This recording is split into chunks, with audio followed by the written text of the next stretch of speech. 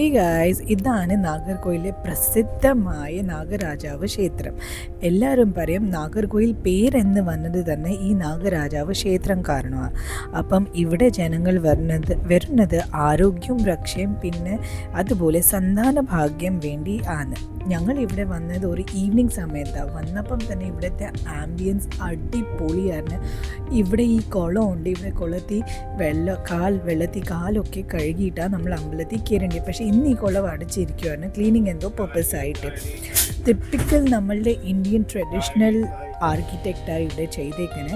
ഈ ആദ്യമേ നമ്മൾക്ക് ഇവിടെ ഇങ്ങനെ പാലും പിന്നെ ഈ പാമ്പിനെ ഞങ്ങൾ കണ്ട് ലിറ്ററലി ഗൈസ് ഇത് ഒറിജിനലാണ് ഞങ്ങൾക്ക് തോന്നിയത്, പക്ഷേ അല്ല.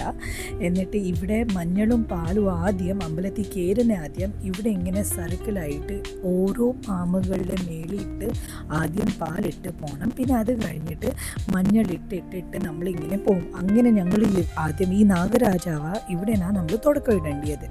അങ്ങനെ ഞങ്ങൾ ഇവിടെ നിന്ന് തുടക്കമിട്ട് അങ്ങനെ പോയി ഒരു വലിയ ചുറ്റമാണ് ഇത് കറങ്ങേണ്ടിയത്. ഓരോരുത്തർ എത്രയോ ഇതിൻ്റെ ഞങ്ങൾ കൗണ്ട് ചെയ്തില്ല എത്ര ഉണ്ട്, പക്ഷേ ഒരുപാട് വരിയായി ഇവിടെ ഇതുണ്ട്. അങ്ങനെ ഇത് ഫുൾ നമ്മൾ കംപ്ലീറ്റ് അങ്ങ് ചെയ്യണം. അതുപോലെ അമ്പലത്തിൻ്റെ തൊട്ട് വെളിയിൽ ഇവിടെ നേർച്ചയ്ക്കായി കുറേ സാധനം പഴവും അങ്ങനെയൊക്കെ പിന്നെ പാമ്പിൻ്റെ മുട്ടയും എല്ലാം ഇവിടെ ഉണ്ട്. ഇതെല്ലാം നമുക്ക് നേർച്ച എന്തെങ്കിലും ഉണ്ടെങ്കിൽ ഇവിടെ നിന്ന് വാങ്ങിച്ചിട്ട് അകത്ത് പോയി നമുക്ക് കൊടുക്കാം.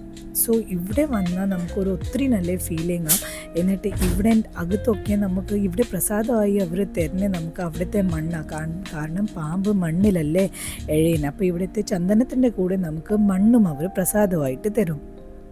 ആംബിയൻസ് ആണെങ്കിൽ കിഡിലൻ ആംബിയൻസാണ്. സോ നെക്സ്റ്റ് ടൈം നിങ്ങൾ നാഗർകോയിൽ വരുമ്പം ഉറപ്പായിട്ടും ഇവിടെ വരാതിരിക്കല്ലേ. ഇത് ഇവിടുത്തെ വൺ ഓഫ് ദി ഫേമസ് ടെമ്പിളാണ്. Okay, take